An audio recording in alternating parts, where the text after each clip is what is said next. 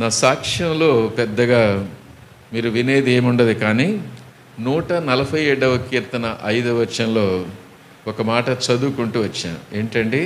మన ప్రభువు గొప్పవాడు. నా సాక్ష్యం అంతా కూడా మీరు చూడబోయేది అదే, ప్రభువు గొప్పవాడు. పాడుకుందాం పాట. ప్రభువు గొప్పవాడు, అధిక శక్తి సంపన్నుడు, ప్రభువు గొప్పవాడును,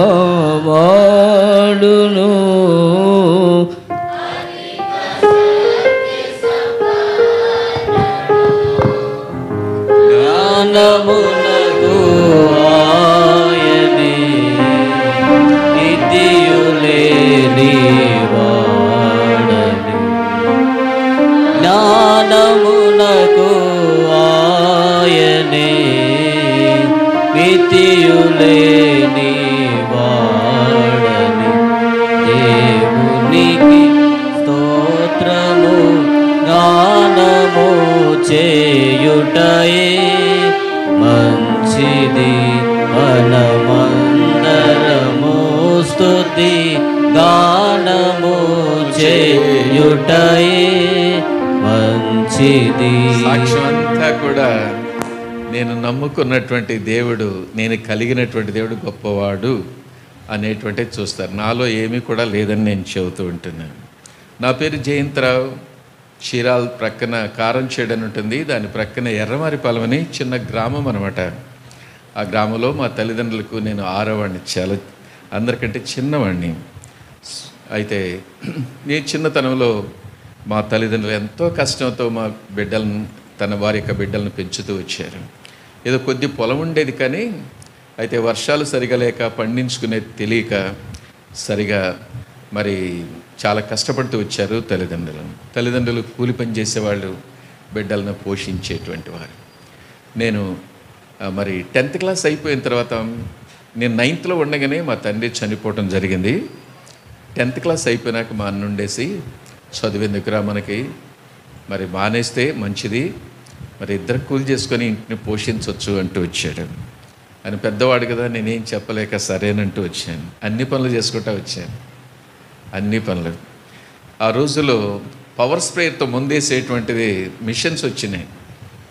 వెనకాల ఒక మిషన్ పెడతారు, దాంట్లో ఒక బిందె నీళ్లు పోస్తారు, దాంట్లో కొంత మందు పోస్తారు. ఈ పత్తి చేలకు తర్వాత మిరప తోటలకు మందు వేస్తూ ఉంటారు. ఎదురుగాలి కొట్టిందంటే ఆ మందు ముఖానికి కొడుతుంది. మా ఊళ్ళో 2 యవనస్తులు ఆ సంవత్సరం చనిపోయారు. మా తల్లి ఒకరోజు పిలిచి, నాయన నువ్వు ఏ పనన్నా చేయగా పని చేయొద్దు, నీకంటే బలమైనటువంటి యవనస్తులు చనిపోయారు అని. నేను చెప్పాను మా అమ్మతో, నేను చేస్తే ఇదే పని చేస్తానమ్మా అని చెప్పాను. కారణం ఏంటి అంటే, ఆ రోజులో గంట వేస్తే ₹1 ఇచ్చేవాళ్ళు, 10 గంటలు వేస్తే ₹5. ₹5 అంటే చాలా డబ్బులు సంపాదిస్తున్నాను అని అతిశయం నాలో ఉండేది. రెండవది, జీవితం అంతా కూలి చేసి పని చేసి బ్రతికే కంటే చనిపోవటానికి ఇది మంచి మార్గం కదా అనుకున్నాను. అయితే నేనైతే అట్లా తలంచాను, కానీ దేవుడు మరణానికి అప్పగించలేదు. కారణం ఏందో తెలుసండి, ఈరోజు మీ మధ్య నిలబడాలి కాబట్టి దేవుడు మరణం నుంచి తప్పించాడు అని నేను తలస్తూ ఉన్నాను. అంతేకాదు, నేను అన్ని పనులు చేస్తూ వచ్చాను. ఏ పని దొరికితే ఆ పనికి పోయేవాడిని, ఏ పని దొరకకపోతే ఆఖరికి కలుపు కూడా వెళ్ళేవాడిని. అంటే 69 ఫస్ట్ బ్యాచ్ మాది 10th క్లాస్. 69లో కలుపు తీస్తే ఎంత ఇచ్చేవాళ్ళు అంటే ఆశ్చర్యపోతారు మీరు, ₹1 ఇచ్చేవాళ్ళు. అంటే రూపాయి కూలి కూడా చేశాను అని చెప్పడానికి నేను చెప్తున్నాను. ఈ పని చేసేటప్పుడు పొలంలో ఎవరైనా చదువుకునే పిల్లలు కనపడితే కళ్ళమి నీళ్ళు నాకు తెలియకుండానే వచ్చేవి. కారణం ఏందో తెలిసిన, కనీసం ఇంటర్ చదువుకోలేకపోయాను, డిగ్రీ చేయలేకపోయానని, చదువుకోవాలనేటువంటి ఆశ నాలో అట్లా ఉండేది. మరి అట్లా సంవత్సరం అయిపోయింది. మా ఎలిమెంటరీ స్కూల్ టీచర్ నా గురించి మా ఊళ్ళో ఉన్నటువంటి ఒక ధనవంతుడికి చెప్పాడు. ఆయనకు 15 సంవత్సరాలు అయింది, అప్పటికే పెళ్ళి, చాలా ధనం ఉంది, పిల్లలు పుట్టలేదు. ఏం చేసుకుంటావు ఏంటని క్యాజువల్గా ఏమైనా ఆయనతో చెప్పాడేమో. ఆయన ఒకరోజు నన్ను పిలిపించి, నువ్వు చదువుకోవటానికి సహాయం చేస్తాను, మరి చదువుకుంటావా అన్నాడు.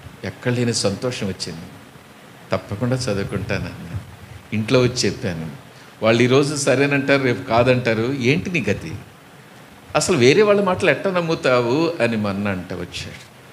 నాకు చదువుకోవాలని ఆశ ఉంది కాబట్టి ఏదేమైనా కానీ నేను వెళతాను అని చెప్పి కావల్లో ఇంటర్ చేరటం జరిగింది. ఫస్ట్ సండే వచ్చేటప్పటికి మా రూమ్లో ముగ్గురు ఉండేవాళ్ళు. ఒక అతను సినిమాకి తీసుకెళ్ళాడు. రెండో వారం వచ్చేటప్పటికి ఇంకో అతను సినిమాకి తీసుకెళ్ళాడు. మూడో వారం వచ్చేటప్పుడు నా వంతు కాబట్టి డబ్బులు లేవు, అయినా మళ్ళీ వాళ్ళ డబ్బులతో పోవటం నాకు ఇష్టం లేక నేను రానని చెప్పాను. అయితే ఆ టైం సండే వచ్చిందంటే స్టూడెంట్స్ సినిమాకి వెళ్తారు. ఆ సమయం ఎక్కడ గడపాలి అని ఆలోచించేటప్పుడు బైబిల్ తీసుకుని కొంతమంది వెళ్తున్నారు. వాళ్ళతో పోతే వెనక కూర్చోవచ్చు, రావచ్చు, టైం పాస్ చేయొచ్చు, డబ్బులేం ఖర్చు పెట్టిన అవసరం లేదని వెళ్ళేవాడిని. వెనక కూర్చునేవాడిని, అసలు వినేవాడిని కాదు.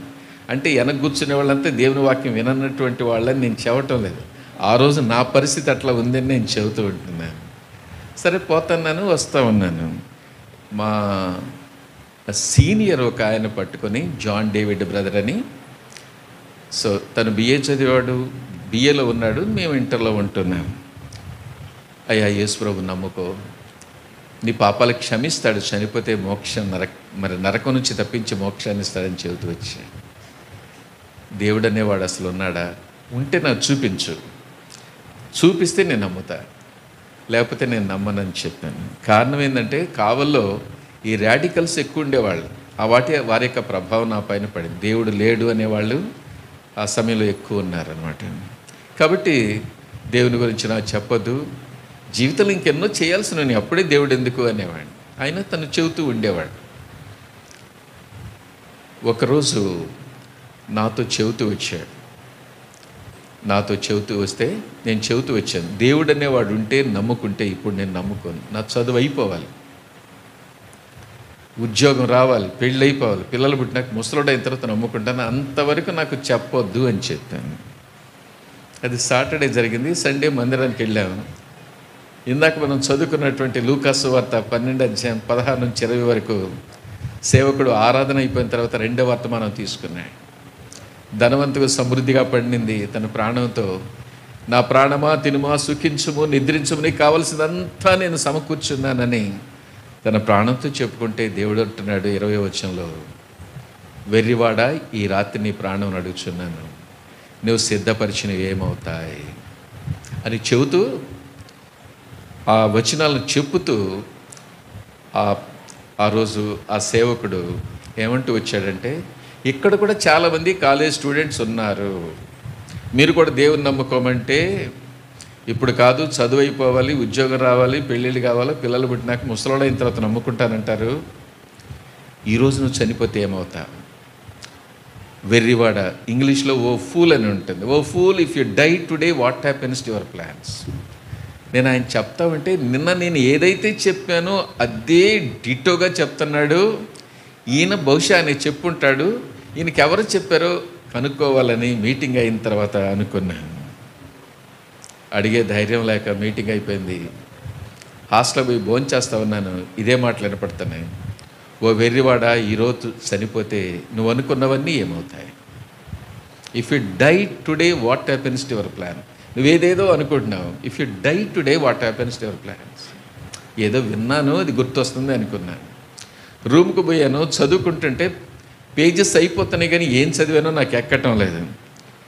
సరే పండుకుంటే నిద్ర పట్టడం లేదు, ఏం చేయాలో అర్థం కాలేదు. మరి నిన్న మాటలు చెప్పినటువంటి ఆ సీనియర్ దగ్గరికి వెళ్ళాను. వెళ్ళి, అన్నగారు నిన్న నీతో చెప్పినటువంటి మాటలు, నువ్వు నాతో చెప్పినటువంటి మాటలు ఈరోజు సేవకుడు మరి అదే మాటలు చెప్తూ వచ్చాడు. బహుశా నువ్వు చెప్పుంటావంటే ఆయన అంటూ వచ్చాడు, తమ్ముడు నేను అట్లా చెప్పలేదు, దేవుడు మనతో మాట్లాడతాడు. అంతవరకు దేవుడు మాట్లాడతాడని నాకు తెలీదు. అంత డైరెక్ట్గా మనతో మాట్లాడతాడు అనేటువంటిది నాకు అస్సలు తెలియదు అన్నమాట. సరే నువ్వు చెప్పేవలేదో తెలియదు కానీ నిన్న నేను ఏదైతే చెప్పానో అదే చెప్తూ వచ్చాడు. ఇది నేను ఏ పని చేస్తున్నా నా చెవుల దగ్గర ఒక ఈగలాగా మరి వినిపిస్తూ ఉంది. ఈ మాట నా చెవుల దగ్గర నుంచి పోయేటట్లు ప్రార్థన చేయన్నా. అప్పుడు చెప్తూ వచ్చాడు, తమ్ముడు దేవుడు నీతో మాట్లాడుతున్నాడు, నీ పాపాలు ఒప్పుకో, యేసయ్యా నీ రక్తంతో నన్ను కడుగని చెప్పన్నాడు. ఇవన్నీ నాకొద్దు, ఈ మాట నా చెవి దగ్గర నుంచి పోయేటట్టు నా కోసం ప్రార్థన చేయమన్నాడు.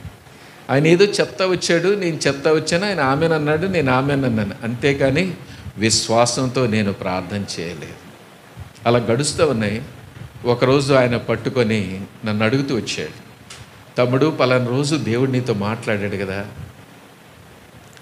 నేను నీ పాపలు ఒప్పుకోమని చెప్పాను కదా, యేసయ్యా నీ రక్తంతో నన్ను కడుగని చెప్పమన్నాను కదా, మరి ప్రార్థన చేసావా అని. చూడు, ఇంకోసారి దేవుని గురించి చెప్పొద్దు.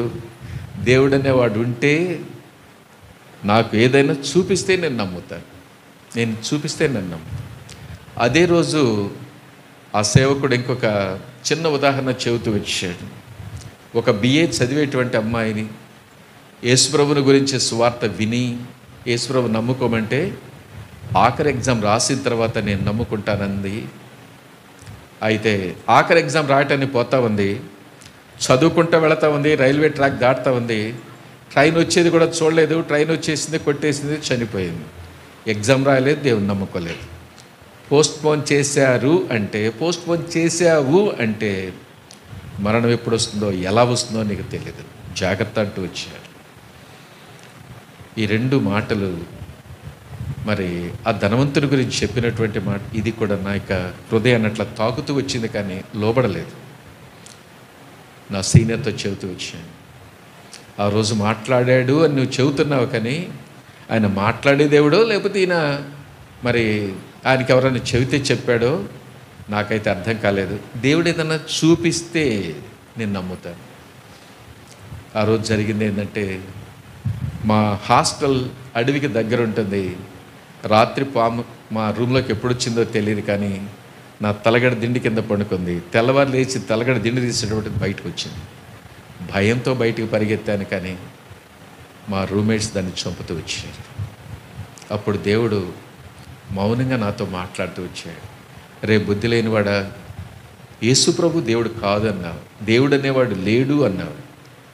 రాత్రిది పుట్టినట్టయితే నువ్వు ఎక్కడుండేవాడు, నా జీవితంలో ఏదైనా చూపిస్తే నమ్ముతానన్నావు, ఇది రాత్రి పుట్టినట్టయితే నువ్వు ఎక్కడుండేవాడే. ఎవరో వెనక మాట్లాడినట్టు అనిపించింది, వెనక చూస్తే ఎవరు లేరు. దేవుడు నాతో మాట్లాడుతున్నాడు అనుకొని ఆ రోజు నా జీవితాన్ని నా ప్రభు చేతిలో పెడుతూ వచ్చాను. ఆయన చేతిలో పెట్టిన 5 రొట్టెలు 2 చేపలను ఆశీర్వదించినటువంటి దేవుడు నా జీవితాన్ని కూడా ఆశీర్వదించాడని నేను చెబుతూ ఉంటాను. ఆ రోజే కనుక ప్రభువుకు లోపడకపోయినట్లయితే నా బ్రతుకు ఎలా ఉండేదో నాకే తెలియదు. దేవుడు మాట్లాడినప్పుడు దేవుని బిడ్డలారా లోబడండి, దేవుని యొక్క ఆశీర్వాదం చూస్తారు అని నేను చెబుతూ ఉంటున్నాను. ఆ రోజు నేను చేసుకున్నటువంటి చిన్న తీర్మానం ఏంటంటే, యేసయ్య రాత్రి నన్ను కాపాడావు, లేకపోతే వరకు నేను చనిపోవలసినటువంటిది. ఈరోజు నా జీవితాన్ని నీ చేతిలో పెడుతున్నాను, నా పాపాలు క్షమించు, నీ బిడ్డగా చేసుకో. అంతవరకు దేవుని మందిరంలో వింటా వచ్చాను కదండి. నా జీవితాన్ని నీ చేతిలో పెడుతున్నాను, ఇక మీదట నువ్వు ఎట్లా చెప్తే అట్లా చేస్తా, నా ఇష్టం కాదు ప్రభు అని చెబుతూ వచ్చాను. అది 1971 జూలై మాసం ఆగస్టులో బాప్తిస్తాలు ఇస్తుంటే నేను నా క్లాస్మేట్ ప్రసాద్ అని విజయవాడలో బ్యాంక్ ఆఫీసర్గా రిటైర్ అయ్యాడు. ఇద్దరు కూడా బాప్తిసం తీసుకున్నాను. 72 ఆగస్టు 1 తారీఖున, అంటే 71 31 వాచ్ నైట్ సర్వీస్కి వెళ్ళాం. 72 జనవరి 1 తారీఖున వాగ్దానం తీసుకున్నాను. ఆ రోజుల్లో బాప్తిస్తాలు తీసుకున్నప్పుడు వాగ్దానాలు ఇవ్వలేదు మాకు. మొట్టమొదటి వాగ్దానం 72 జనవరి 1 తారీఖు. ఏంటయ్యా దేవుడు నాకు ఇచ్చిందంటే, ఫిలిప్పీ 4:19, కాగా దేవుడు తన ఐశ్వర్యం చొప్పున మీ ప్రతి అవసరమును తీర్చు. అస్సలు నమ్మకం లేదు నాకు. ఎంతో పేదవాడిగా ఉన్నాను, నాకు ఎన్నో అక్కర్లు ఉంటున్నాయి, అవసరతలు ఉన్నాయి. నా ప్రతి అవసరతను తీరుస్తానంటే హౌ టు బిలీవ్ ఇట్, ఎట్లా ఇది నమ్మాలి? అందరూ ఏదో తీసుకున్నారు, నేను తీసుకున్నాను అనుకున్నాను, కానీ దేవుడు ఎంతైనా నమ్మదగిన వాడండి. ఆ రోజు ఆ వాగ్దానం ఇచ్చినటువంటి దేవుడు ఈనాటి వరకు కూడా తన యొక్క నమ్మకత్వాన్ని కనపరుస్తూ నా ప్రతి అవసరతను కూడా ఆయన ఐశ్వర్యం చొప్పున తీరుస్తూ వచ్చాడని నేను చెప్పగలను. అందుకని మనం పాడుకుంటాం ఏమనండి, వాగ్దానములనిచ్చి నెరవేర్చువాడవు నీవే, ఆ వాగ్దానములనిచ్చి నెరవేర్చువాడవు నీవే. చాలు. కాబట్టి దేవుడు వాగ్దానాలు ఇచ్చి నెరవేర్చే దేవుడని నేను తర్వాత గ్రహిస్తూ వచ్చాను. మొదట్లో అర్థం కాలేదు. తర్వాత ఇంటర్ అయిపోయింది. డిగ్రీ సిల్వర్ జూబ్లీ కాలేజ్ కర్నూలులో చేరాను. డిగ్రీ 3 సంవత్సరాలు అయిపోయిన తర్వాత చివరి రోజు ఎక్కడోళ్ళు అక్కడ వెళ్ళిపోతాం. మా రూమ్లో 5 ఉండేవాళ్ళు. మిగిలిన 4 వచ్చి, ఈరోజు జయంత్రావు మేము ఎక్కడ పోతే అక్కడికి రావాలి, ఏం తింటే తినాలి, ఏం తాగితే తాగాలన్నారు. సరే ఎక్కడ పోతున్నారంటే అదంతా మేము చెప్పాం, సీక్రెట్గా పెడతామంటున్నాను. జీవితంలో మళ్ళీ కలుసుకుంటామో లేదో, కాబట్టి నువ్వు రావాల్సిందే అన్న. మీరు ఏమి ఎక్కడ పోతుంది చెప్పరు, ఏం తినే చెప్పరు, ఏం తాగే చెప్పకపోతే నేను రానన్నా. రాకపోయినా తీసుకెళ్తామన్నా. రాకపోతే ఎక్కడ తీసుకెళ్తారండి? నా మంచం మీద నేను పండుకున్నాను, నువ్వు కాటు మీద పండుకున్నా తీసుకెళ్తామని 2 కాళ్ళు 2 చేతులు పెట్టుకొని ఒక శవాన్ని తీసుకెళ్ళినట్టు తీసుకెళ్ళారు. మా హాస్టల్ దాటితే ఇట్లనే రోడ్డు ఉంటుంది. రోడ్డు మీదకి పోయిన తర్వాత నేను చెప్పాను, మీ అంత దుర్మార్గులు నా జీవితంలో ఇంకొకరు ఉండారు అని. జీవితం అంతా గుర్తుపెట్టుకుంటాను అన్నాను. దించేశారు ఆ దెబ్బకి, మాటకి దించేశారో. నేను కాలేజ్ ఛాంపియన్, నా స్టడీస్ అంతా కూడా కాలేజ్ ఛాంపియన్ అనమాట. స్పోర్ట్స్లో కాలేజ్ ఛాంపియన్స్ అంటే మీలాగా సన్నగా ఉండరు, బాగా దృఢంగానే ఉంటారు కదండి. వీడిని సినిమా హాల్ దాకా ఎక్కడన్నా మోసుకెళ్తామని వాడు దించేశారేమో అనుకుంటున్నాను. వాళ్ళు సినిమా హాల్కి వెళ్ళారు, నేనేమో తిరిగి నా రూమ్కి వచ్చాను. ఎందుకు నేను చెబుతున్నానంటే, బాప్తిసం తీసుకున్న వాళ్ళకని రక్షించబడినటువంటి యవనస్తులు మీ జీవితంలో శోధనలు వస్తాయి. ప్రభు కొరకే నిలబడి మరి మీ ఫ్రెండ్స్ని సంతోషపెట్టడానికి ప్రయత్నం చేయొద్దు. వాళ్ళని సంతోషపెట్టడానికి 3 గంటలు సినిమా హాల్లో ఉంటే సరిపోతుంది. కానీ ఆ సమయంలో ఎవరైతే నా కొరకు ప్రాణం పెట్టారు, రక్తం కార్చారు, ఆ ప్రభుని సంతోషపెట్టగలను చెప్పండి. కాబట్టి నేను పోలేదు. అందుకని మొదటి సమయంలో 2:30 ఒక మాట ఉంటుంది, నన్ను గణపరచువారిని దేవుని గణపరచడానికి ప్రయత్నం చేయండి, దేవుడు తప్పకుండా మిమ్మల్ని గణపరుస్తాడు. ఆ రీతిగా బిఎస్సి అయిపోయింది. ఎంఎస్సి మరి తిరుపతిలో చేరాను. మరి ఫస్ట్ టర్మ్లోనే నేను ఎస్ఐకి సెలెక్ట్ అయ్యాను. కానీ మా ఇంట్లో వాళ్ళకి నన్ను చదివించినటువంటి ఆయనకి ఇష్టం లేదు ఆ డిపార్ట్మెంట్లో చేరటం. నువ్వు నీ మనస్తత్వానికి అది సరిపోదు, ఆ డిపార్ట్మెంట్లో వద్దు అన్నాను. సో జస్ట్ పోలీస్ స్టేషన్ పోయి రిజైన్ చేశాను. అంటే మరి అన్ని కాంపిటేటివ్ ఎగ్జామ్స్ రాస్తూ వచ్చాను. ఆ సమయంలో ఎస్ఐ పోస్ట్ కూడా మరి రాస్తూ వచ్చేసింది. నాతో సెలెక్ట్ అయినటువంటి వాళ్ళు ఏఎస్పీలుగా ఎస్పీలుగా మరి రిటైర్ అవుతూ వచ్చారు. నేను అంత పొజిషన్కి వెళ్ళలేదని ఎప్పుడూ బాధపడటం లేదు. దేవుడు తప్పు చేయకుండా నాకు కాపాడాడు అని నమ్ముతున్నాను. తర్వాత యూనివర్సిటీలో ఒక లెక్చరర్ పోస్ట్ రావడానికి దేవుడు సహాయపడుతూ వచ్చాడు. ఎంఎస్సి చదివేటప్పుడు ఒకరోజు మా క్లాస్లో 20 మంది అబ్బాయిలు 20 మంది అమ్మాయిలు ఉండేవాళ్ళు. మా క్లాస్ ఒక అమ్మాయి ఏం చేసిందంటే, ప్రాక్టికల్ చేస్తూ ఉంటే నా బెంచ్ దగ్గరికి వచ్చింది సాయంకాలం. జయంత్రా కొన్ని బట్టలు ఇస్తారు, కుట్టించుకుంటావా అని. ఎందుకు ఇవ్వాలనుకున్నావు? మాకు బట్టలు కొట్టు ఉంది. వాస్తవం అది. బట్టలు కొట్టుంటే అందరికి ఇస్తున్నావంటే లేదు, నీ ఒక్కడికే అని. నా ఒక్కడికి ఎందుకు ఇవ్వాలనుకున్నావు అంది. అన్నాను, నువ్వు వేసుకునే బట్టలు బాగలేవు కాబట్టి నీకు ఇవ్వాలనుకున్నాను అంది. వాస్తవం అండి. నేను చాలా పేద కుటుంబం నుంచి వెళ్ళానని చెప్పాను కదండి. నా బట్టలు బాగున్నాయా లేవని ఎప్పుడు నేను అనుకోలేదు. వేరే వాళ్ళ బట్టలను చూసి నేను ఎప్పుడూ బాధపడలేదు. నాకు ఎలాంటి బట్టలున్నా శుభ్రంగా ఉతుక్కునేవాడిని. వీలైతే ఇస్త్రీ వేసుకునేవాడిని, ఇస్త్రీ లేకపోయినా కూడా అట్లనే ఎంఎస్సికి వెళ్ళేవాడిని. ఎంఎస్సిలో ఎంతో మంచిగా వేసుకుంటారు, కానీ నేను ఎప్పుడు నా బట్టల గురించి ఆలోచించలేదు. ఫస్ట్ క్లాస్ సంపాదించాలి, ఉద్యోగం సంపాదించాలి, నా కాళ్ళ మీద నేను నిలబడాలి అనేటువంటిదే నాకు ఉండేదన్నమాట. సరే, తను నీ బట్టలు బాగలేవు కాబట్టి నీకు ఒక్కడికే ఇవ్వాలనుకున్నానంటే తను చెప్పింది వాస్తవమే, కానీ ఎందుకో దేవుడు అనుమతించలేదు. 2 చేతులు జోడించి ఒక మాట అన్నాను, నన్ను చూస్తే కదా నా బట్టలు నీకు బాగలేకపోయింది, దయచేసి ఈ రోజు నుంచి నన్ను చూడొద్దు అని చెప్పాను. ఆ మాట చెప్పిన దానికి తను ఏం చేసిందంటే, మా క్లాసులు అందరితో నేను చేసుకుంటే జయంత్రావునే చేసుకుంటాను అందరితో చెప్పేసింది. ఎట్లా ఉంటుందో ఆలోచించుకోండి. సరే, అలానే ఎంఎస్సీ అయిపోయింది. 2 ఫస్ట్ క్లాస్ వచ్చింది. 2 రీసెర్చ్లో చేరాం. అయితే తన ప్రయత్నాలు తను చేస్తూ ఉంది. అయితే నేను చెబుతూ వచ్చాను, ఉద్యోగం వచ్చేంత వరకు నా వివాహాన్ని గురించి నేను ఆలోచించను, దయచేసి తొందర చేయొద్దు అని. రీసెర్చ్ అయిపోయింది. నాకు లెక్చర్ పోస్ట్ వచ్చింది, తనకు లెక్చర్ పోస్ట్ వచ్చింది. నేను ఏ గుడికైతే వెళ్తున్నానో ఆ గుడికి రావటం ఆరంభించింది. తను ఒక హిందూ గర్ల్ అనమాట. బొట్టు పెట్టుకునేది, బొట్టు కూడా తీసేసింది. అంటే తను అంత ప్రేమను డెవలప్ చేసుకుంటూ వచ్చింది అని చెబుతూ ఉంటున్నాను. నా క్లాస్మేట్స్ అందరూ కూడా అమ్మాయిని చేసుకుంటే తను రక్షించుకోవచ్చు, తన కుటుంబాన్ని రక్షించుకోవచ్చు అని సలహా ఇస్తూ వచ్చారు. వాళ్ళ సలహా కాదు కానీ దేవుణ్ణి అడగాలి. దేవుడు చాలాసార్లు తన విషయమై నేను ప్రార్థన చేస్తే ఫరో తన హృదయాన్ని కఠినం చేసుకుని ఇశ్రాయేలును వదలకుండా వచ్చాడు, విడవకుండా వచ్చాడు అనేటువంటి మాట నా వ్యక్తిగత పోర్షన్లోనూ సేవకుల ద్వారా మందిరంలో వినిపిస్తూ వచ్చాను. చివరికి తనతో చెప్పాను, నీ విషయమై చాలాసార్లు నేను ప్రార్థన చేశాను, దేవుడు ఇష్టపడటం లేదు నేను చేసుకోవటానికి, నేను చేసుకోలేనని చెప్పాను. చాలా బాధపడింది. అయితే తను ఇంకొక రిక్వెస్ట్ అడిగింది, నన్ను చేసుకోకపోతే చేసుకోపోయావు కానీ మన క్లాస్లో క్రిస్టియన్స్ ఉన్నారు కదా, వాళ్ళలో ఎవరినైనా ఒక్కరిని చేసుకుంటే వాళ్ళని బట్టైనా అప్పుడప్పుడు నేను మీ ఇంటికి రావచ్చు కదా అని. కరెక్ట్ అన్నది అది కూడా దేవుని చిత్తం కాదని చేయలేనని చెబుతూ వచ్చాను. ఎందుకు నేను చెబుతున్నానంటే యవనస్తులు చాలామంది ఇక్కడ ఉన్నారు. చాలా అందంగా ఉంటుంది అమ్మాయి, అందాన్ని బట్టి చేసుకోదలుచుకోవాలి, దేవుడు చెప్తే చేసుకోవాలనుకున్నాను. నాలాగనే ఎంఎస్సి పిహెచ్డి చేసింది, చదువును బట్టి కాదు. నాలాగనే లెక్చరర్ అయింది, ఇద్దరం లెక్చర్ బాగుంటుంది అనుకోలేదు, దేవుడు చెబితే చేసుకోవాలని.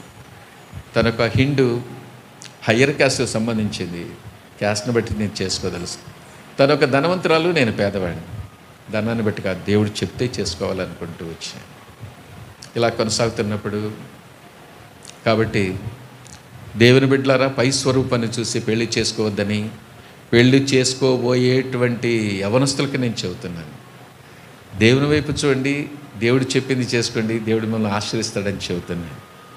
ఇలా ఉంటున్నప్పుడు 1979 జనవరి 1వ తారీఖున మరి దేవుడు ఒక వాగ్దానం ఇచ్చాడు. మొదటి దినవృత్తాంతాలు 22:9, నీకు పుట్టబో కుమారుని ద్వారా సమాధానం కలుగుతుంది అని దావీదుకు సొలొమోను పుట్టక ముందు ఇచ్చినటువంటి వాగ్దానం నాకు ఇచ్చాడు.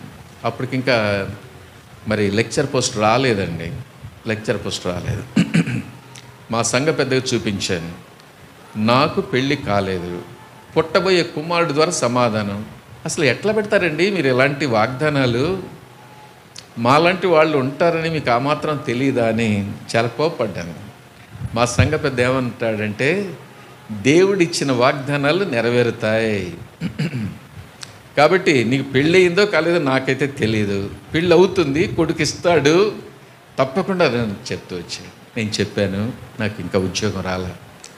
ఉద్యోగం వచ్చిన తర్వాత 2 సంవత్సరాలు నేను పెళ్లి చేసుకోకూడదు అనుకున్నాను. కారణం ఏంటంటే మాకుండేది ఒక పూరిల్లు, బాత్రూమ్ లేదు, లెట్రిన్ లేదు. పెళ్లి చేసుకుంటే చదువుకున్న అమ్మాయిని చేసుకోవాలి కాబట్టి చెమ్ము తీసుకుని బయటికి వెళ్ళలేదు కదండి. ఒక బాత్రూమ్ లెట్రిన్ కట్టుకోవటానికి 2 సంవత్సరాలు కొంత సేవ్ చేసి ఒక బాత్రూమ్ లెట్రిన్ కట్టుకొని అప్పుడు పెళ్లి చేసుకోవాలనుకున్నాను. మా పెద్దతో అదే అన్నాను, నువ్వు చెప్పేది జరగదు, ఇంపాసిబుల్ అని చెప్పాను. నువ్వు ఇంపాసిబుల్ అని చెబుతున్నావు, దేవునికి పాసిబుల్, సాధ్యమని. ఇద్దరికి వాదోపవాదాలు జరిగినాయి. ఇంకా ఆయన నాతో ఆర్గ్యూ చేయలేక వెళ్ళిపోయాడు. దేవుడు గొప్పవాడండి, దేవుడు గొప్పవాడు. ఆ సంవత్సరం మార్చిలో ఉద్యోగం వచ్చింది. ఉద్యోగం వచ్చిన తర్వాత ఆడపిల్లలు కలిగిన తల్లిదండ్రులు రావటం మొదలుపెట్టారు. నేను అందరితో చెబుతూ వచ్చాను, నేను ఇప్పుడు చేసుకోను, ఒక 2 years వరకు చేసుకున్నా, దయచేసి రావద్దు. ఒక కడప సంబంధాన్ని రాజంపేటలో సేవ చేస్తున్నటువంటి యోహాన్ గారని సేవకుడు తీసుకుని వచ్చాడు. ఆయన వచ్చయ్యా, పలానా వాళ్ళు నిన్ను పంపించారు, వాళ్ళు రెడ్డి కన్వర్ట్స్. ఆయన అరేబియాలో 18 సంవత్సరాలు మేల్ నర్స్గా పనిచేశాడు. కడపలో 2 మంచి ఇళ్ళు ఉన్నాయి. వాళ్ళ పెద్ద కుమార్తె ఎంఎస్సి బీడీ చేసి బ్యాంకులో పనిచేస్తుంది, మరి నీకోసం పంపించారని చెబుతూ వచ్చారు. అంత విన్న తర్వాత నేను చెప్పాను, నక్కక నాగలోకానికి ఎంత ఉంటుందో అంత తేడా ఉంది వాళ్ళకి. వాళ్ళ రెడ్డీస్ అని చెబుతున్నావు బాగా, ఆస్తిపరులని చెబుతున్నావు, మంచి ఇళ్ళు ఉన్నాయని చెబుతున్నావు, నాకుండేది పూరిళ్ళు, వాళ్ళ ఇంట్లో అంతా చదువుకున్న వాళ్ళని చెబుతున్నావు, నా ఇంట్లో ఎవరు చదువుకోలేదు, అంతా పరమ మోటి వాళ్ళు, నేను ఒక్కడనే చదువుకున్నాను, దయచేసి ఇలాంటి సంబంధం వద్దు, ఎవరైనా పేద కుటుంబంలో ఎవరైనా చదువుకుంటే అలాంటి వాళ్ళని తీసుకురా, అలాంటి వాళ్ళని ప్రపోజ్ చేయి అని చెప్పు. వెళ్ళిపోయాడు ఆయన.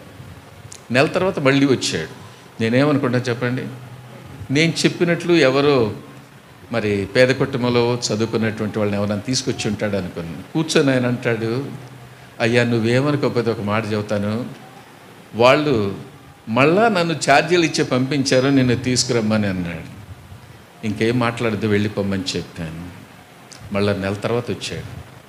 రూమ్లో నేను ఎట్లా ఉన్నాను, రూమ్ బయట ఆయన ఉన్నాడు, లోపల కూడా రమ్మనకుండా ఆ సంబంధమా వేరే సంబంధమా చెప్పు అన్నాను. నువ్వు కోపడకుండా ఉంటే చెబుతానన్నాడు. చెప్పు అన్నాను. నువ్వు చెప్పడానికి వచ్చావు, నేను వినటానికి వస్తుంది, చెప్పు అన్నాను.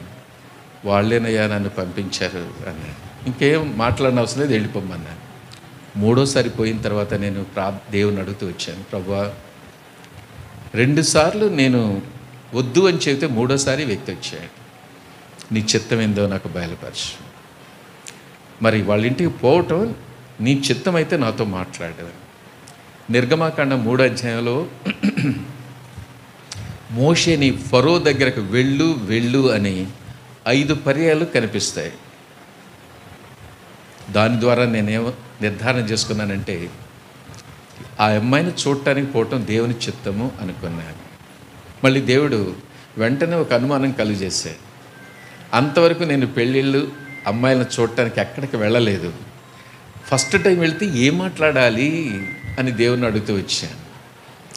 నెక్స్ట్ డే నా డైలీ పోర్షన్లో 4వ అధ్యాయం 12వ వచనంలో మోషేని ఫరో దగ్గరికి పొమ్మంటే, అయ్యా నేను నోటి మాంద్యం కలిగినటువంటి వాడిను, నువ్వు పంపిస్తే అహరోను పంపించు, నాకొద్దు, నేనేం మాట్లాడాలో తెలియదంటే దేవుడు మోషేతో అంటాడు, నీ నోటికి నేను తోడుగా ఉంటాను, ఆ సమయంలో నువ్వు ఏది మాట్లాడాలో నీకు నేను తెలియచేస్తాను.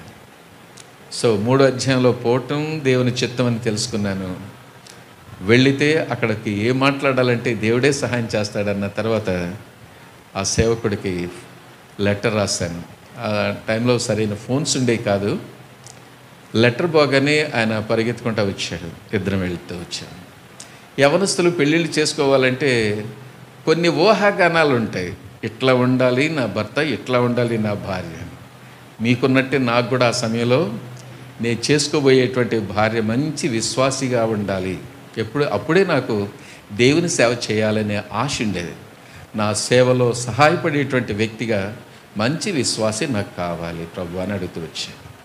రెండవది కనీసం బిఏ బీఈడి చదువుకున్నటువంటి వ్యక్తి అయితే 2 ఉద్యోగం చేసుకోవచ్చు అని దేవుని అడుగుతూ వచ్చాను.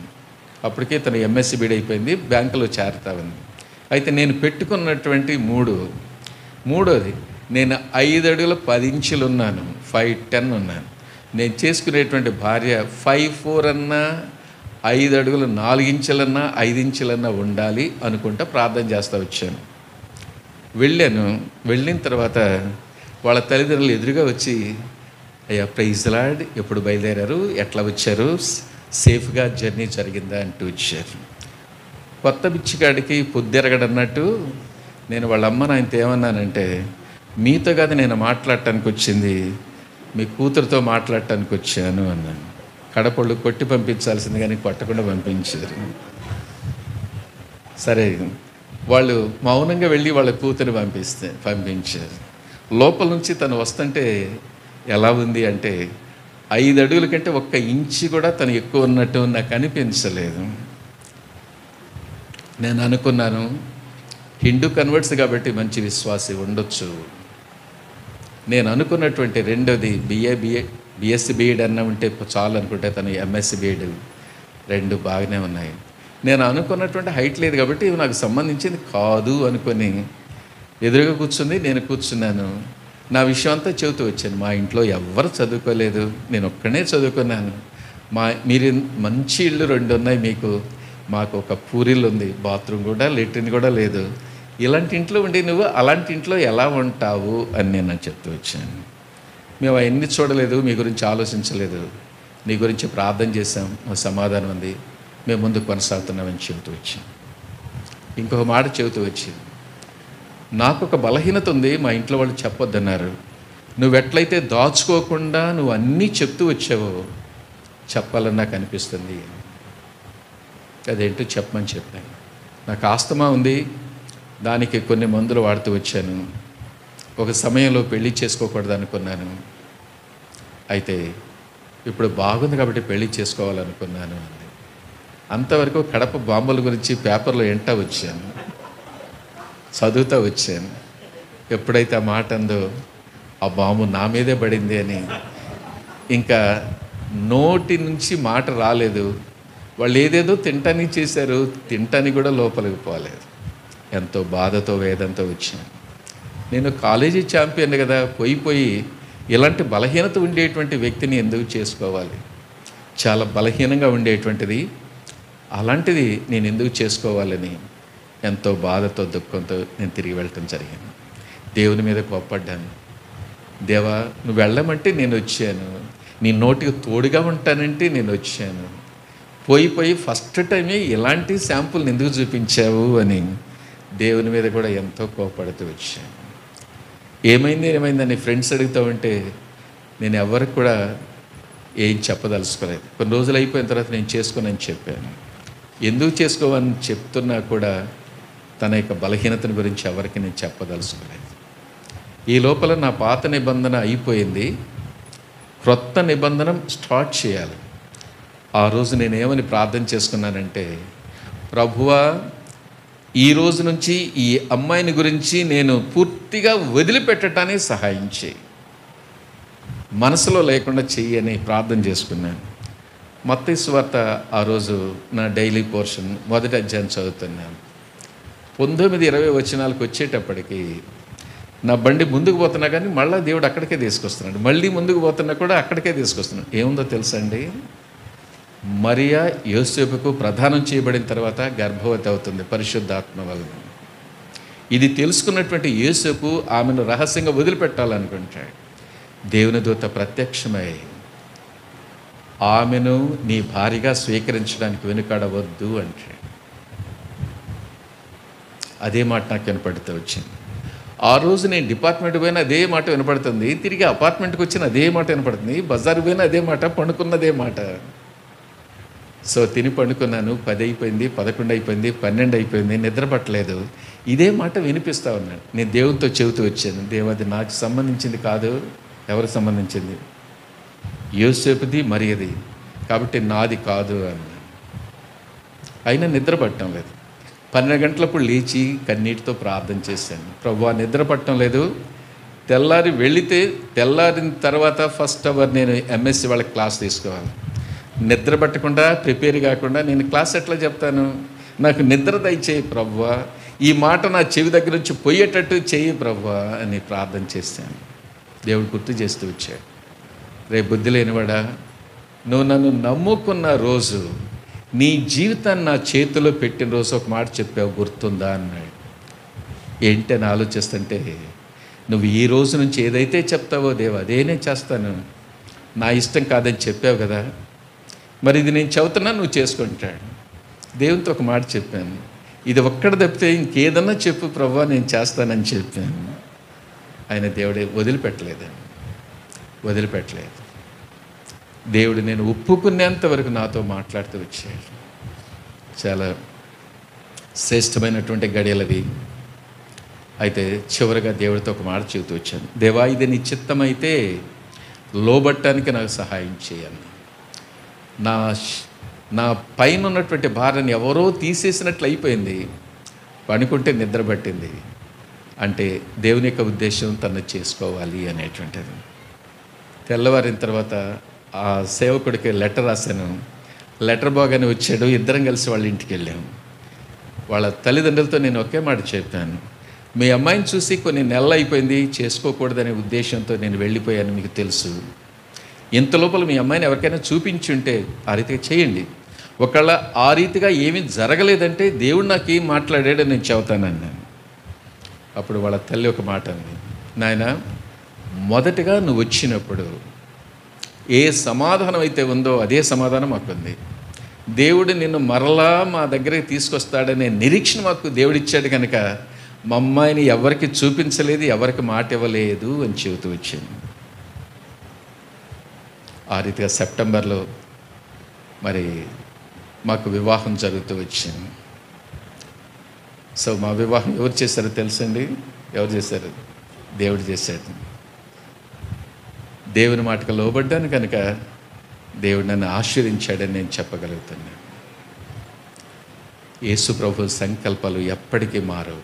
సీఎన్ గీతల్లా మాట అంటే తనను నా కొరకే సిద్ధం చేశాడు, నన్ను తన కొరకే తనను చేసుకోకూడదు అనుకున్నా కూడా చెవుబట్టుకొని తీసుకెళ్ళాడు అని నేను చెబుతున్నాను.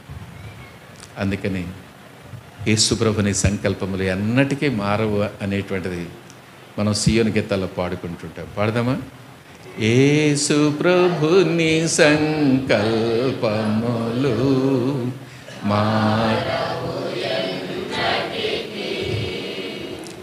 మహాప్రభు ఆయనకే యుగ యుగముల వరకు మహాప్రభావము ఆయనకే యుగ యుగముల వరకు. కాబట్టి దేవుడు తన సంకల్పాన్ని మా యొక్క జీవితంలో నిరూపిస్తూ వచ్చాడు. తన వెంటనే గర్భవతి కావటం చూస్తూ వచ్చాం. తన పిల్లలు పుట్టరు అనుకున్నా కానీ దేవుడు గొప్పవాడు. దేవుడు ఏది కూడా తక్కువ చేయలేదు. తన గర్భవతి అయింది. నెక్స్ట్ ఆగస్టు 31న దేవుడు కుమారునిస్తూ వచ్చాడు. సేవకుడు ఏం పేరు పెట్టాలంటే, నాకు ఈ సంవత్సరం ఇచ్చినటువంటి వాగ్దానం ఏంటంటే, నీకు పుట్టబో కుమారుని ద్వారా సమాధానం ఇస్తానన్నాడు సొలొమోను విషయమై. కాబట్టి వాడికి సాల్మన్ అనే పేరు పెట్టమంటూ వచ్చింది. నా భార్య దగ్గర పోయి కొడుకు ఏం పేరు పెట్టాలనుకున్నావు మాని నన్ను అడిగాడు అని చెప్పకుండా ఆమెను అడిగితే, నాకు కొడుకు పుడితే రూఫస్ పెట్టుకోవాలని అనుకున్నాను అంకుల్ అని అని చెప్పింది. అందుకని సాల్మన్ రూఫస్ అని వాడికి పేరు పెట్టడం జరుగుతూ వచ్చింది. ప్రియమైనటువంటి వాళ్ళరా, 81లో దేవుడు నాతో ఒకటి మాట్లాడుతూ వచ్చాడు. నేను చాలా చోట్ల నా సాక్ష్యాన్ని గురించి చెబుతూ క్రిస్టియన్ అని చెప్పుకుంటా ఉంటే దేవుడు నాతో మాట్లాడుతూ వచ్చాడు. రే బుద్ధి లేనివాడా, నీ సర్టిఫికేట్లో ఎస్సీ హరిజన్ అని ఉంది, క్రిస్టియన్ అని ఎట్ట చెప్తావు? మత్తయి సువార్త 10:32 మనుషుల ఎదుట ఎవడైతే నన్ను ఒప్పుకుంటాడో వాడిని పరలోకమందు తండ్రి ఎదుట నేను ఒప్పుకుంటాను. ఆ మాట నన్ను ఎంతగానో పీడించింది. ఆర్డీఓ దగ్గర పోయి నాకు కన్వర్షన్ సర్టిఫికేట్ ఇవ్వమంటే నా గురించి అంతా తెలుసుకుని అరగంట సేపు తిట్టేశాడు. నీకు బుద్ధి ఉందా లేదా? ఇంత పేద కుటుంబం నుంచి వచ్చి క్రిస్టియన్గా మారాలనుకుంటున్నావు, నీ జీవితాన్ని నీ బిడ్డల జీవితాన్ని నాశనం చేయబోతున్నావు. క్రిస్టియన్సే ఎస్సీగా ఉద్యోగాల కోసం మారుతున్నారు, నీకు నేను ఇవ్వను పో అన్నాడు. ఏం చేయాలో అర్థం కాలేదు. వాళ్ళు అక్కడే బయటకు వచ్చి కొద్దిసేపు చిన్న ప్రార్థన చేసుకొని ఆయన దగ్గరికి పోయాను. నేను ఏదో ఆశించి ఇట్లా చేయటం లేదు. నా దేవుడు నన్ను తక్కువగా చేయడు. నువ్వు ఇయ్యకపోతే నా పరిస్థితి ఎలా ఉంటుందో నాకైతే తెలియదు. దేవుడిది చేయమన్నాడు కాబట్టి నేను చెయ్యాలి. దేవుని మాట ప్రకారం మీ దగ్గరకు వస్తున్నాను బ్రతిమలాడుతూ వచ్చాను. ఆయన నేను బ్రతిమలాడేది చూసి సర్టిఫికెట్ ఇస్తూ వచ్చాడు. నా ఫ్రెండ్స్, నా టీచర్స్ అందరు కూడా బుద్ధి లేని పని చేసావంటూ వచ్చారు. కానే కాదు, దేవునికి నేను లోబడుతూ వచ్చాను. 81లో జరిగింది. 82లో డెహ్రాడూన్లో ఒక పెద్ద సైంటిఫిక్ ప్రోగ్రాం జరిగితే వాళ్ళందరి మధ్యలో దేవుడు ఎంతగానో ఘనపరిచినాడు అనుకుంటున్నాడు. వాళ్ళందరి మధ్యలో ఎంతో మంచి మరి బహుమానాన్ని ఇచ్చిన వాడికి ఉంటున్నాడు. 84లో పాట్నాలో ఇంకొక సైన్స్ కాంగ్రెస్ జరిగితే అందరి మధ్యలో నాకు గోల్డ్ మెడల్ దేవుడు దయచేస్తూ వచ్చాడు. నా దేవుడు ఏం తక్కువ చేయడు అనేటువంటిది నాకు చూపిస్తూ వచ్చాడు. అదే సంవత్సరం 84 నా భార్యకు దేవుడు ఒక వాగ్దానం ఇచ్చాడు. యెషయా 62:4 హెప్సిబాని నీ భూమికిని, బ్యూలాని నీ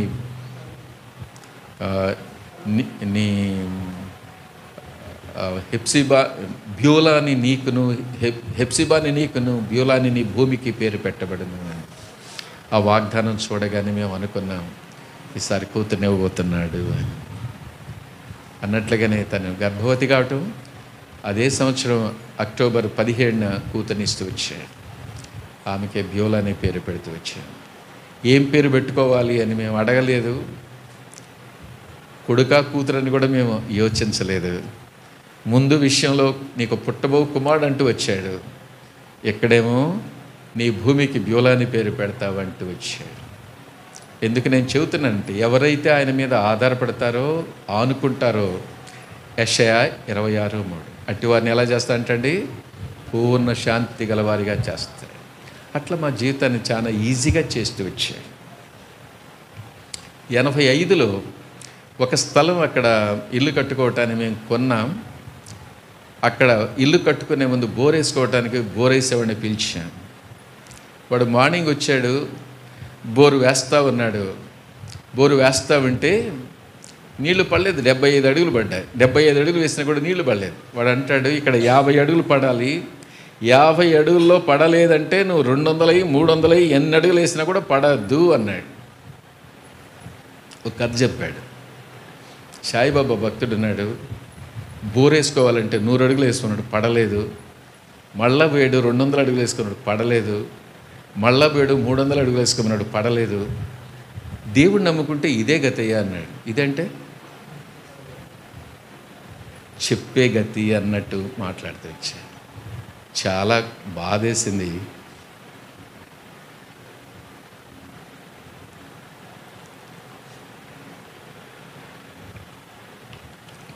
అయితే తన లాజిక్ ప్రకారం ఎవరైనా భూగర్భ శాస్త్రవేత్తలు మరి ఇక్కడ పాయింట్ పెడితే వస్తుంది, కానీ ఎవరో పాస్టలు పెడితే రాదండి అని చెబుతూ వచ్చాడు.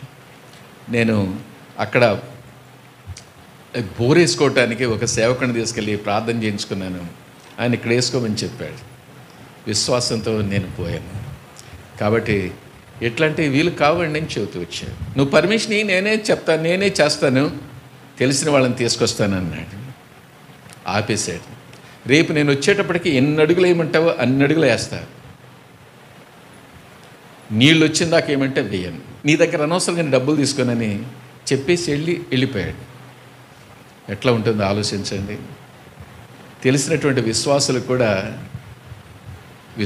కూడా అయ్యోని పడలేదా, అయ్యో పడలేదా అని ఏదేదో మాటలు మాట్లాడుతుంటే చాలా బాధేసి ఇంటికి పోవటం జరిగింది. ఇంటికి పోగానే నా భార్య నన్ను చూసి ఏంటి అలా ఉన్నావంది. తను మరి చాలా గట్టిది అంటే విశ్వాసంలో గట్టిది. ఏంటి అలా ఉన్నావంటే ఏం చెప్పమంటావు, నీళ్లు పడలేదు, రేపు వచ్చేటప్పటికి ఎన్ని అడుగులు ఏమంటే అన్ని అడుగులు వేస్తానన్నాడు. నేను ఎలా చెప్పాలి, అసలు నీ వాగ్దానం ఏంటి అందుతాను. ఆ సంవత్సరం వాగ్దానం యెహోషువ 1:9, దిగులు పడకము, జడియకము, నేను నీకు తోడయ్యున్నాను, భయపడకము. ఆ మాట గుర్తు చేసుకుంటే ఎవరో నన్ను ఆదరించినట్లు అనిపించింది. అయితే నా సమస్యకు పరిష్కారం దొరకలేదు. మళ్ళీ వెంటనే ఇంకో ప్రశ్న వేసిందేమే, అసలు ఈరోజు నువ్వు వాక్యం చదువుకున్నావా అని.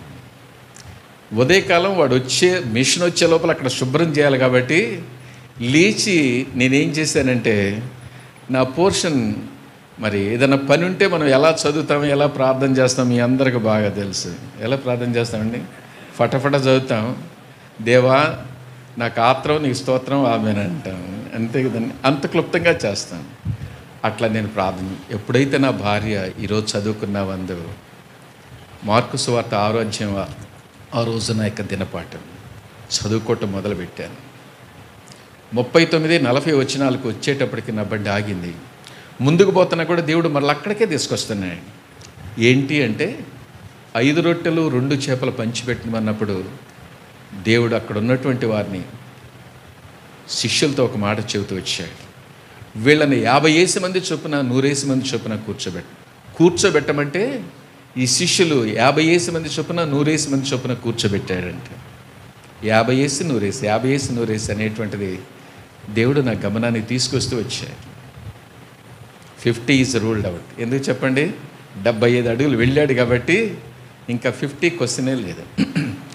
100 అడుగుల్లో ఇవ్వబోతున్నాడని దేవుడు నాతో మాట్లాడుతూ వచ్చాడు. నా భార్యను పిలిచి రేపు నీళ్ళు ఇవ్వబోతున్నాడని చెప్పాను. ఇప్పుడు ఇంత దిగాలుగా వచ్చి ఇప్పుడు ఏంది ఇట్లా మాట్లాడుతున్నా, ఏం జరిగింది ఇంత లోపల అంది.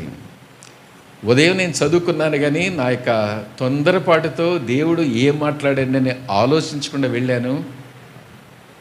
అయితే తిరిగి అదే పోర్షన్ నేను చదువుతూ ఉంటే ముందే దేవుడు నాతో మాట్లాడాడు, నేను గ్రహించలేదు.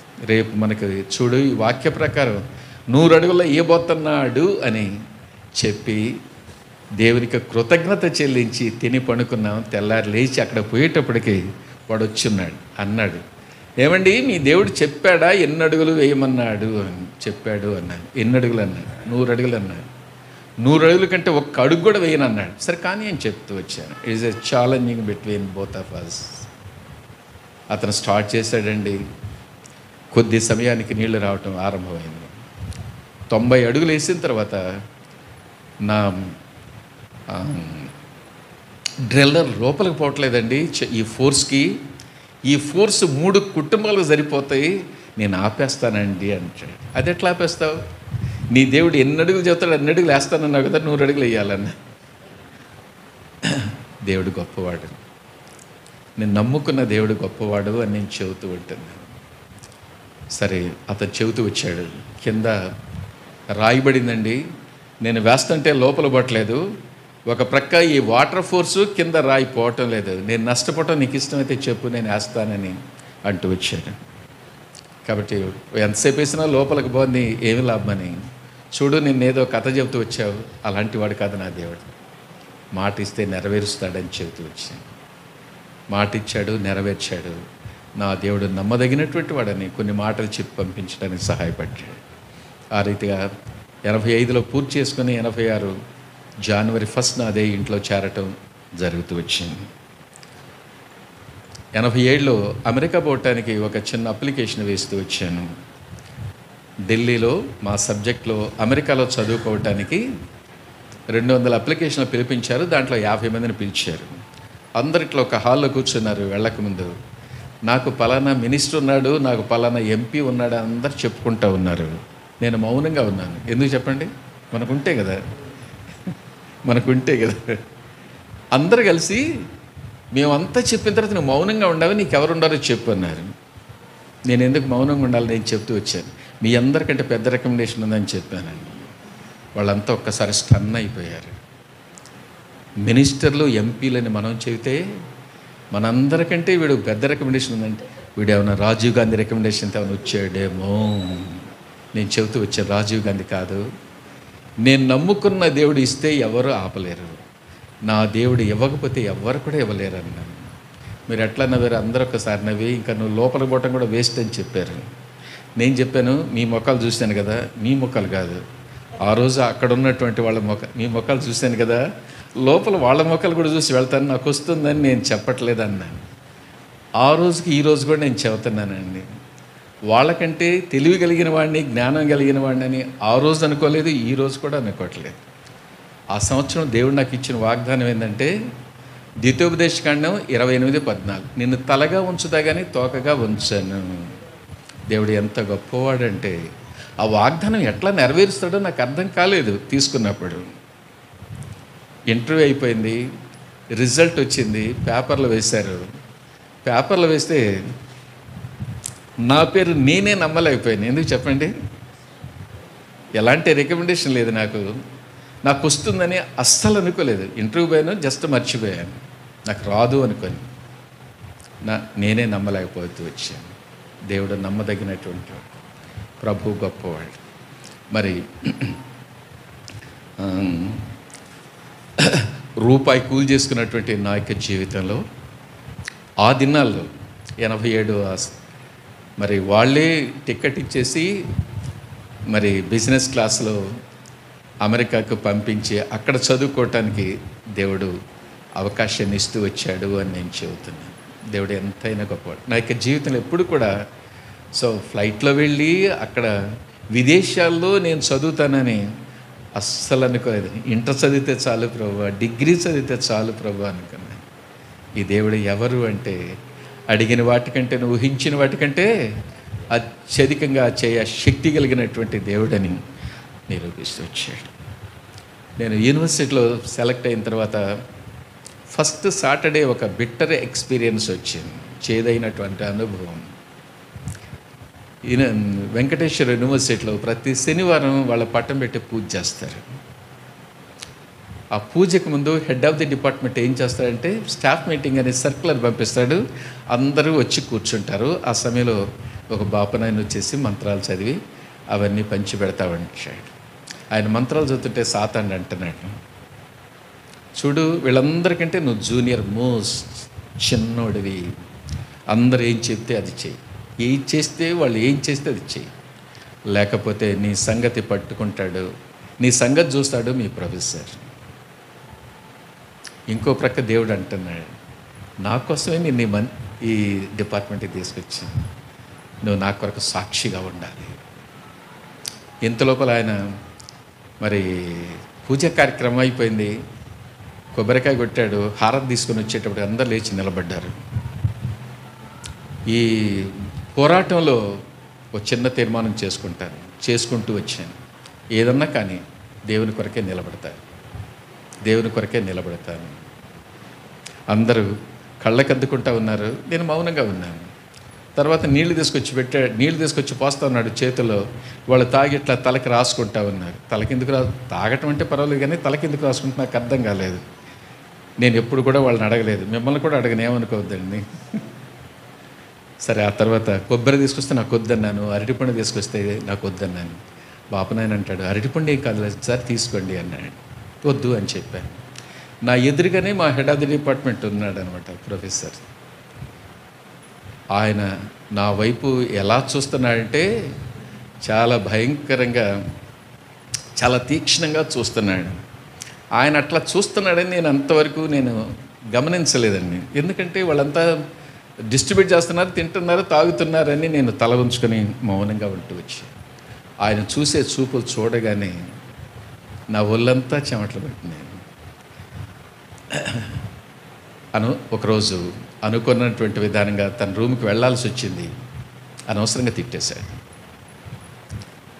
ఏదో బాగాలేక అట్లా తిట్టాడు అనుకున్నాను. మళ్ళీ ఇంకొక రోజు ఏదో పని ఉన్నట్టు పిలిచాడు, అనవసరంగా తిట్టేశాడు. ఎంత పేదోళ్ళైనా మనకు కొంత ప్రెస్టీజ్ ఉంటుంది కదండి, ఉంటుందా ఉండదు?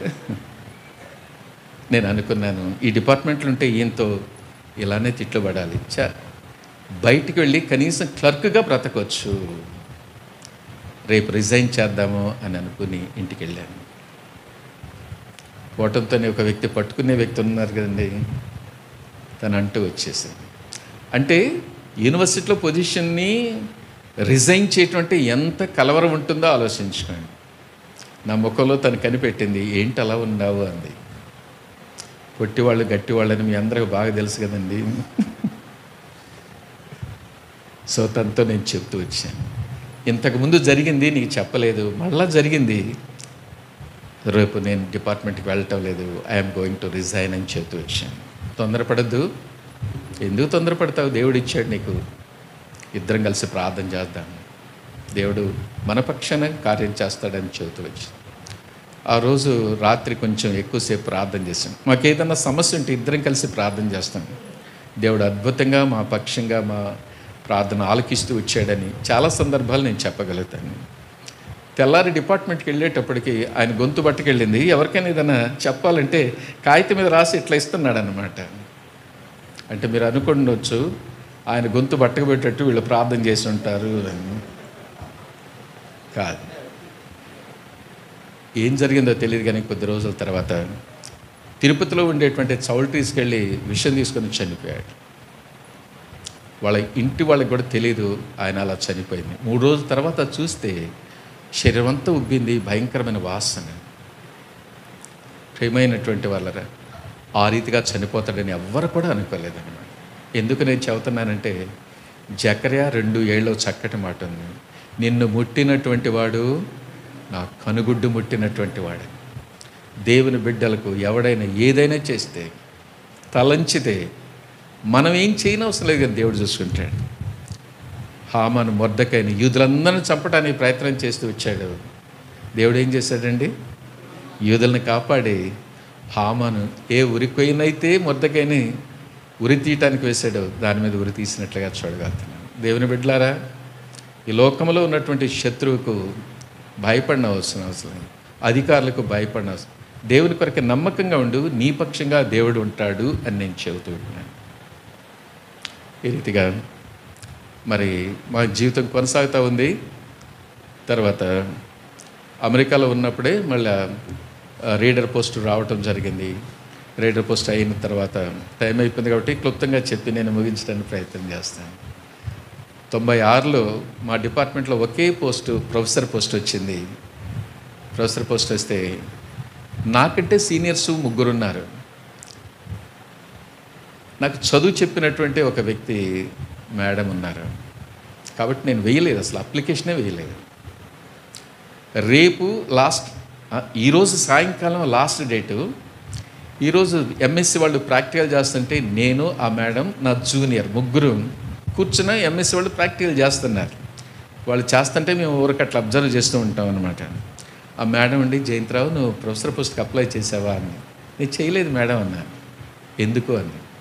నాకంటే ముందు మీరు ఉన్నారు, ఇంకా 2 ఉన్నారు, నాకు ఎట్లా ఇస్తారు? అందుకని నేను, అరే నీ ముందోళ్ళు చేశారు, నీ తర్వాత వాళ్ళు చేశారు, మధ్యలో వాడికి నీకేమైంది, ఊరికి అట్లా అయ్యింది అంటే ఆ ఉద్దేశం ఏంటంటే నీకు అట్లా రాదు, ఊరికి అట్లా పోయేద్దామా అన్న విధానంలో చెబుతూ వచ్చాను.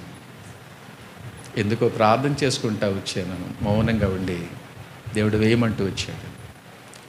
వెళ్ళి 2 డీడీలు తీసుకున్నాను. ఒకటేమో అప్లికేషన్ తీసుకోవటానికి, ఒకటి అప్లికేషన్లో పెట్టడానికి. 6 సెట్స్ ఉంటాయి యూనివర్సిటీలో పోస్ట్కి ఏదైనా అప్లై చేస్తే. ఒక్క సెట్ పూర్తి చేయటానికి మాత్రమే టైం ఉంది. అది పూర్తి చేసి స్టాంప్ వేసి మిగతా రేపు వచ్చిస్తానని చెప్పాను. సరేలే అన్నారు. బుధవారం ఇంటర్వ్యూ అంటే మంగళవారం ఎట్లనే ప్రార్థన తీసుకొని సంఘంలో చెబుతూ వచ్చాను. రేపు ఇంటర్వ్యూకి నేను వెళుతున్నాను, నాకు రాదు, అయినా వాళ్ళు అడిగిందని చెప్పడానికే నా కోసం ప్రార్థన చేయండి అని చెబుతూ వచ్చాను. మన దేవుడు ఎవరు అంటే రోమా 4:17 ప్రకారం ఉన్నవి లేనట్టుగాను, లేని ఉన్నట్టుగాను, మృతులను సజీవులుగాను, సజీవులను మృతులుగా చేయటానికి శక్తి కలిగినటువంటి వాడంట. వాళ్ళని 3 కాదని నాకు ఇచ్చేటప్పటికి యూనివర్సిటీలో పెద్ద క్వశ్చన్ మార్క్, వీడికి ఎలా వచ్చింది? మందిరంలో పెద్ద క్వశ్చన్ మార్క్. నిన్న రాదని చెప్పాడు, వీడికి ఎట్లా వచ్చింది? ఎలా వచ్చింది చెప్పండి? నేను నమ్ముకున్న దేవుడు గొప్పవాడు. మొదట్లో నేను చెప్పాను, నాలో ఏమి లేదు, కానీ నేను నమ్ముకున్న దేవుడు గొప్పవాడు. సో నా ముందున్నటువంటి 3లో ఒకరు కోర్టుకి వేశారు, నా మీద కాదు, యూనివర్సిటీ మీద. నాకు రావాల్సింది అతనికి ఎట్లా ఇస్తారు? So university they have their own logic and it was fail అంటే కొట్టేసేసారు అని చెబుతూ ఉన్నాను. ఆ రీతిగా దేవుడు అన్యుల మధ్యలో అంచెలంచెలుగా హెచ్చిస్తూ వచ్చాడు. అదే డిపార్ట్మెంట్లో హెడ్ ఆఫ్ ది డిపార్ట్మెంట్ కావటానికి, డీన్ కావటానికి, ప్రిన్సిపల్ అవ్వటానికి దేవుడు సహాయపడుతూ వచ్చాడు. ప్రియమైనటువంటి వాళ్ళరా, ప్రొఫెసర్ అయిన తర్వాత 1997లో ఒక డిపార్ట్మెంట్లో నేను డైరెక్టర్గా ఉండాల్సి వచ్చింది. దాన్ని కొన్ని ప్రోగ్రామ్స్ డిస్కస్ చేయడానికి హైదరాబాద్ రమ్మంటూ వచ్చారు. సో నాకు ఆ టెలిగ్రామ్ నవంబర్ 14న వచ్చేసింది. 15న మేము అటెండ్ కావాలి. వెంటనే టికెట్స్ దొరకవు ట్రైన్లో. తిరుపతి అంటే హైటెక్ బస్సులో వస్తా ఉన్నాను. కడప దాటిన తర్వాత ఆళ్ళగడ్డ యువతల చాగలమర్ర అని ఉంటుంది. అక్కడికి వచ్చేటప్పటికి మా బస్ పెద్ద లోయలో పడిపోయింది.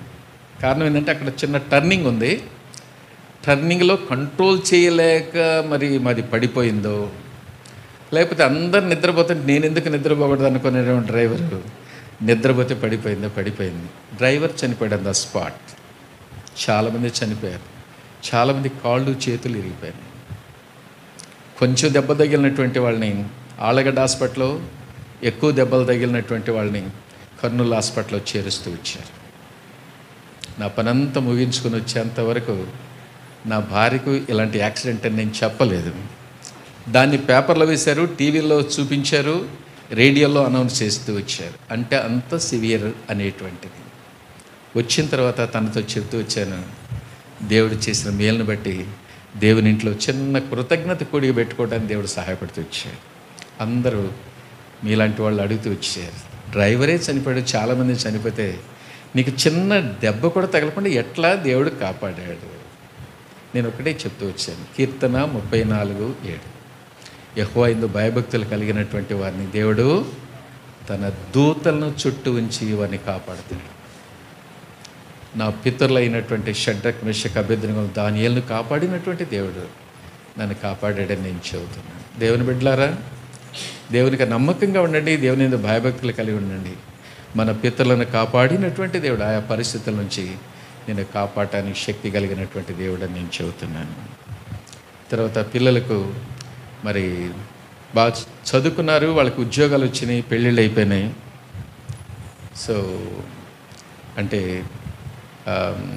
అమ్మాయికి శ్యామ్నగర్లో ఉండేటువంటి సుందర్రావు గారని వాళ్ళ కొడుకు అప్పటికే అమెరికాలో ఉంటున్నాడు. వాళ్ళు అడుగుతూ వచ్చారు, సరే ఇవ్వటం జరుగుతూ వచ్చింది. ప్రస్తుతానికి వాళ్ళు అమెరికాలో ఉన్నారు. తనకు ఒక కొడుకు ఒక కూతురు అన్నమాట.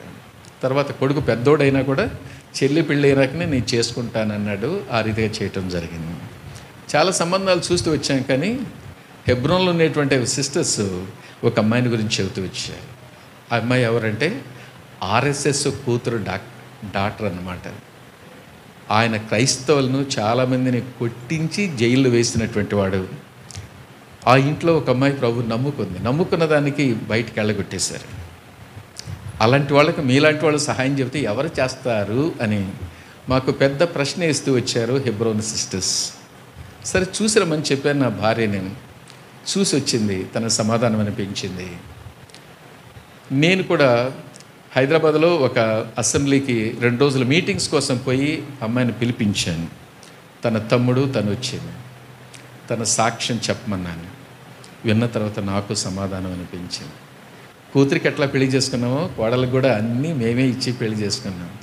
అంటే వాళ్ళ నాయన క్రైస్తవులు చేసుకోబోతుంది అని తను ఎంతగానో హింసించాడంట, కొట్టాడంట.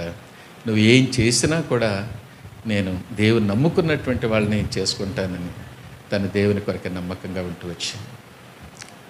ఎందుకు నేను చెబుతున్నానంటే, కొన్ని లక్షలు 10 లక్షల కంటే ఎక్కువ ఇస్తాను కట్నం అని చెప్తూ వచ్చారు, కానీ దేవుడు మాకు సమాధానం ఇవ్వలేదు.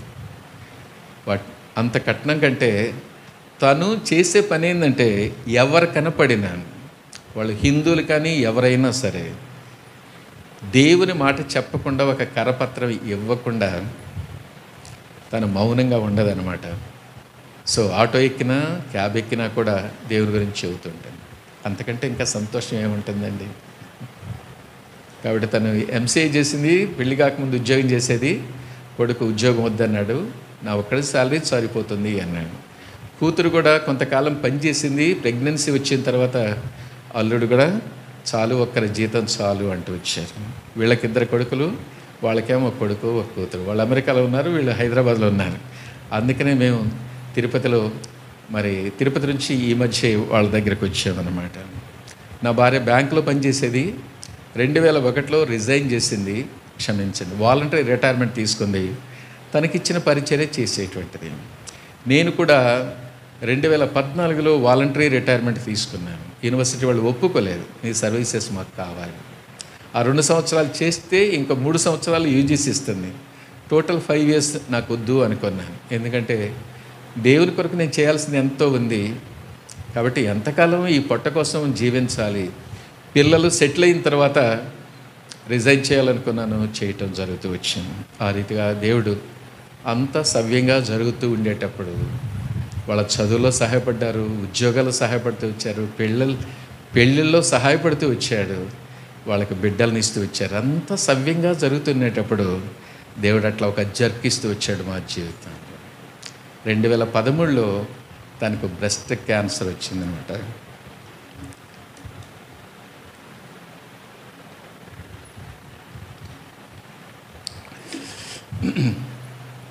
నాకు చాలా బాధ వేసింది. దేవుని కొరకు ఇంత చేస్తున్నాను. నా హాలిడేస్ అన్నీ కూడా దేవుని సేవకు ఉపయోగించేవాడిని. ప్రతి సాటర్డే సండే ఎక్కడో చోటకి వెళ్ళేటువంటి వాడిని అనమాట. ఇంత నమ్మకంగా దేవుని కొరకుంటే ఎందుకు ఇది అనుమతించాడు అని నేను కొంచెం అప్సెట్ అయ్యాను. కానీ నా భార్య ధైర్యం చెబుతూ వచ్చింది. యోహాను సువార్త 9వ అధ్యాయంలో ఇది మరణానికి కాదు కానీ మహిమ కొరకు దేవుడిచ్చాడని తను చెబుతూ వచ్చింది. సో తనే అంత ధైర్యంగా ఉన్నప్పుడు నేనెందుకు ధైర్యంగా పోగొట్టుకోవాలని దేవుడు నన్ను కూడా ధైర్యపరుస్తూ వచ్చాడు. తన సర్జరీలో దేవుడు సహాయపడ్డాడు, కీమోలో సహాయపడుతూ వచ్చాడు, రేడియేషన్లో సహాయపడుతూ వచ్చాడు. ఈ మధ్య డాక్టర్ దగ్గర పోయినప్పుడు ఇంకా చెకప్కి అవసరం లేదండి, యు ఆర్ క్వైట్ నార్మల్గా ఉన్నావు, ఇంకా రానవసరం లేదు అంటూ వచ్చారు. 13, ఇప్పుడు 23, 10 సంవత్సరాలు దేవుడు కాపాడుతూ వచ్చాడు. అంతకాలం తను బ్రతుకుతుంది అనుకోలేదు. కాబట్టి తన కోసం, మా కోసం, మా బిడ్డల కోసం ప్రార్థన జీవించే కొద్ది జీవితం మా కొరకు కాక మా కొరకే ప్రాణం పెట్టినటువంటి ఆ ప్రభు కొరకు జీవించాలని మా యొక్క ఆశ. మీ సొంత ప్రార్థనలు గుర్తుపెట్టుకోండి. ప్రభు చిత్తమైతే ఇంకోసారి వచ్చినప్పుడు మిగిలినటువంటి భాగాన్ని చెప్పడానికి, పంచుకోవటానికి ప్రయత్నం చేస్తాను. నా సాక్ష్యం అంతట్లో మీరు చూసేది ఏంటి అంటే ప్రభు గొప్పవాడు.